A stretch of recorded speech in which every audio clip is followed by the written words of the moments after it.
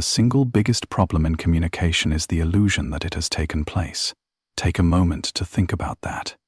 How many times have you believed that your effort was enough, that your silence was understood, that your value was obvious without ever truly expressing it? We often assume that the world sees what we see in ourselves, that our hard work speaks loudly, that our intentions are clear. But the truth is far more uncomfortable. What is not expressed is often never known. This is the story of a man who believed that silence was strength until he discovered the quiet cost of being invisible. Daniel worked in a global consulting firm based in London. The office was modern, fast-paced, and filled with people from different parts of the world, different cultures, different personalities, but all driven by one common goal: to rise. Daniel was known as dependable, the kind of person managers trusted to get things done without supervision. His reports were sharp, his analysis was deep, and his thinking was always structured. He didn't miss deadlines. He didn't create problems. He simply delivered. But Daniel wasn't loud. He didn't interrupt conversations. He didn't compete for attention. In meetings, he listened more than he spoke. Not because he lacked ideas, but because he believed that truly valuable ideas didn't need to be forced into the room. If it's good, he often thought, it will be noticed. So he stayed quiet. While others debated, he observed. While others presented half-formed thoughts with confidence, he refined his ideas silently. While others built connections through constant interaction, Daniel kept his circle small and his words even smaller. To him, this was professionalism. To the world around him, it was invisibility. There was another colleague in the same team, Ethan. Ethan was energetic, expressive, and always present. His work wasn't as precise as Daniel's.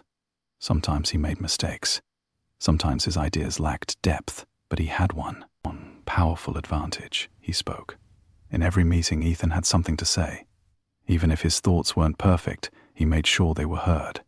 He connected with senior managers, shared opinions confidently, and wasn't afraid to be wrong in public. At first, Daniel found it unnecessary.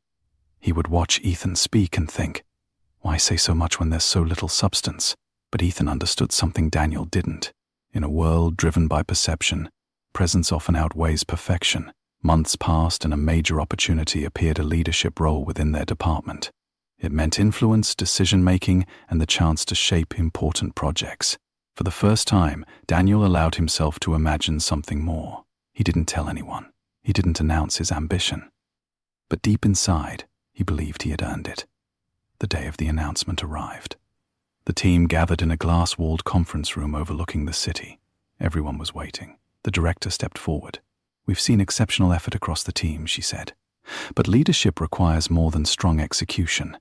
It requires communication, visibility, and the ability to influence others." Daniel felt something shift. Then came the name, Ethan.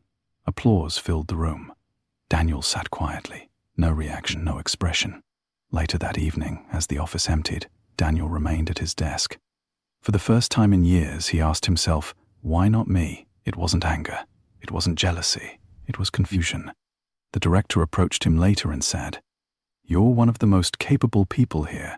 Your work is precise, your thinking is strong, and your reliability is something every team needs." She paused. "But leadership isn't just about what you do. It's about what people see and how they connect with you. You don't speak in meetings. You don't share your ideas openly. And because of that, people don't know you." That sentence landed heavily. "I thought my work would speak for itself," Daniel said. "It does," she replied, "but only to those who are already paying attention. The rest, they listen before they see." That night, Daniel walked through the quiet streets of London with a new awareness. Days turned into weeks. Slowly, something began to change. In meetings, Daniel started to speak. At first, just a little. His voice felt unfamiliar. His confidence wasn't immediate, but he spoke anyway. He shared ideas. He asked questions. He offered perspectives. Gradually, people started to notice, not because he had become louder, but because he had become visible. One day, during a critical discussion, the team was stuck. The room went quiet. The old Daniel would have stayed silent. But not this time. He spoke. His idea was structured, thoughtful, and grounded in everything he had been observing for months. This time it didn't go unnoticed. The team listened. The conversation aligned. Months later, another opportunity came. This time, the outcome felt different. When his name was finally called, it didn't feel like luck. It felt like alignment between who he was and what the world could finally recognize. There is something important you need to understand. Being careful about who you speak to, that is wisdom. But being careless about what you never say, that can cost you more than rejection ever will. Because silence doesn't just protect you. Sometimes it hides you. It hides your potential. It hides your voice. It hides your presence. So speak not to impress, not to dominate, but to be known. Say what needs to be said. Share what deserves to be heard. Because in the end, it's not just about being capable. It's about being visible in the moments that matter. And remember, be careful who you speak to, but be even more careful about what you choose to never say at all.